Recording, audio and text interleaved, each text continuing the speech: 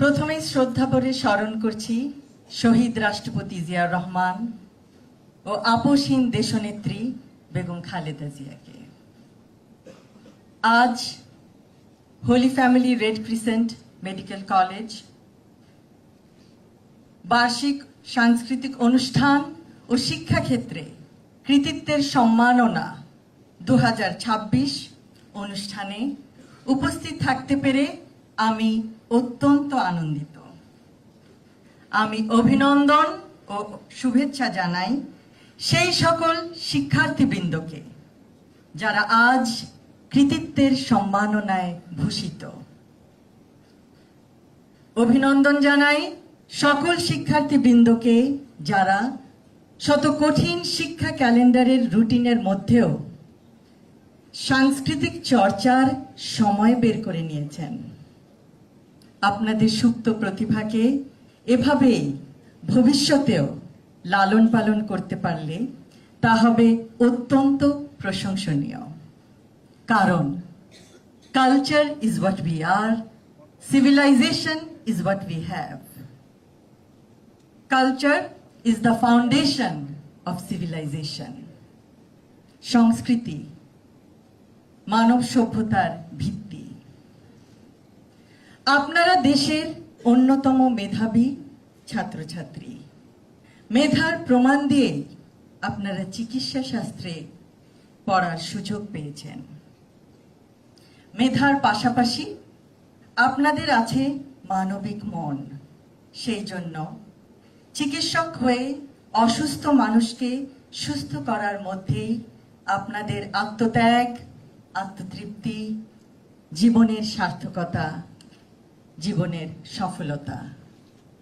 ইনশাআল্লাহ আশা করব আপনারা সকলেই জ্ঞান ও সেবার উচ্চ শিখরে আরোহণ করেন। হয়তো অনেকে উন্নত বিশ্বে আরো উচ্চতর ডিগ্রি, উচ্চতর ট্রেনিং প্রাপ্ত হয়ে ফিরে আসবেন বাংলাদেশের মানুষের পাশে, তার সংকটময় সময়ে তাকে সান্ত্বনা দিতে, তাকে চিকিৎসা দিতে।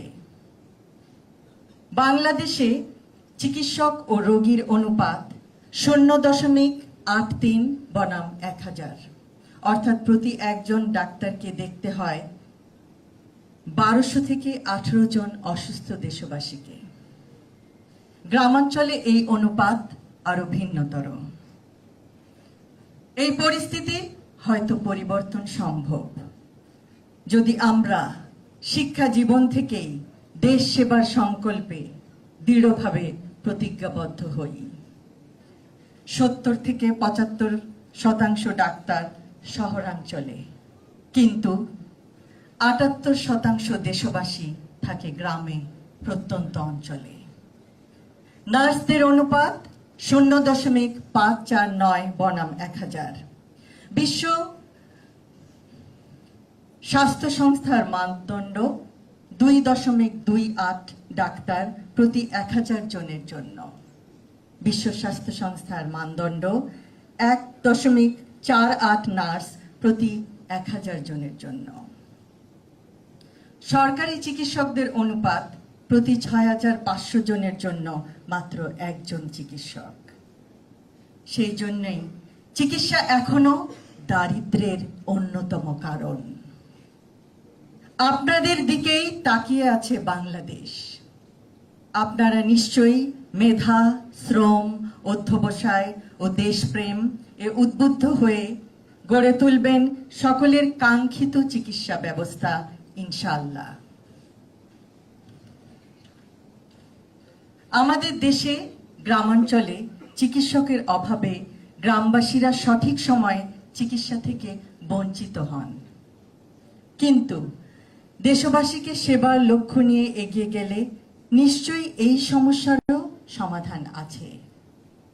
আগামীর বাংলাদেশে যেন কোনো রোগাক্রান্ত গ্রামবাসী চিকিৎসার অভাবে প্রাণ না হারায়, কোনো অন্তঃসত্ত্বা মা কে যেন আমরা না হারাই, কোনো নবজাতক যেন তার মায়ের কোল খালি করে চলে না যায়।